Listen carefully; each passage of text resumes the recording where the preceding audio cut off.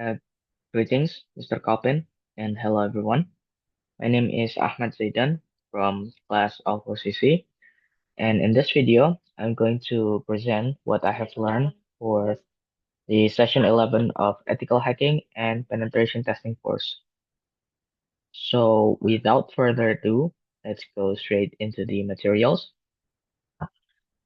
So, this session focuses on maintaining access.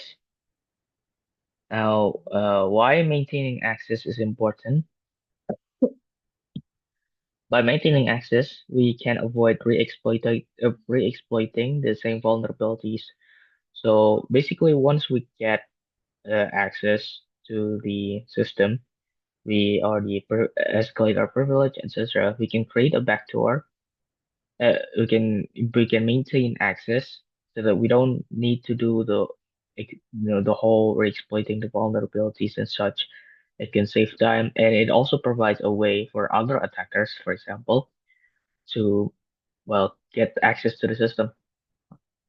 And also, the system might be patched after initial access, so your initial way of gaining access might not be available anymore. It also saves times and effort, and also, again, security hardening may prevent future access.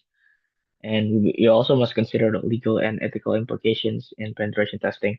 Now, obviously, I would not recommend illegally trying to pen test a website. You need to have permission for that.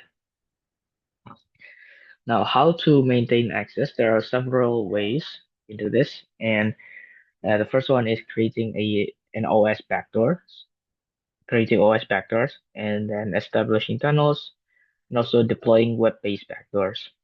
So let's go into this one by one. So OS backdoors. Um, a backdoor is a method that enables attackers to bypass normal authentication and maintain access undetected.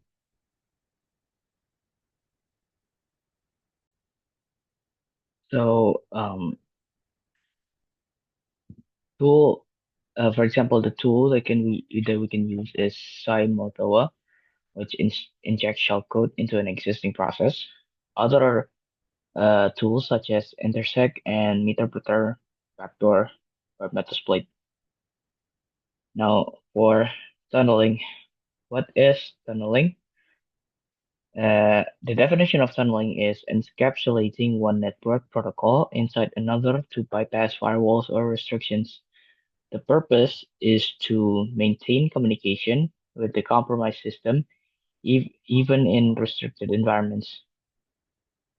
So basically, the name suggests, it basically creates a tunnel, let's say. Um, the common protocols for tunneling are DNS, HTTP or HTTPS, and SSH. Tools used to create tunnel is NC or Netcat, ProxChains, eTunnel, Socket, and Tunnel4. There's also like a provider for creating the tunnel like ngrok. Um, Now the third method is web-based backdooring. Web-based backdooring is used when the target is a web application.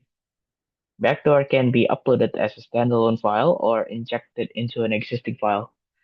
Uh, the tool example for the tool is Webaku, but there are other as well. And there's also PHP Meterpreter, which basically it generate a PHP reverse shell using MSF Venom. And this is basically like the code for the MSF Venom. We did technically practice this somewhat. Uh, well, no, sorry, it's not a PHP, but we did something similar using Metasploit in Session 8. So, well, this is if we use MSF Venom to create a backdoor, web-based backdoor. And after we do this, we start listener on the attacker's machine using a Metasploit handler. The default port is 4444. Once the malicious PHP file is accessed by the victim server, the attacker receives a session on their listener, and Interpreter session provides full control over the compromised web server. So that is it for the for this session. Thank you, Mr. Calpin, for watching, and I'll see you in the next video. Thank you.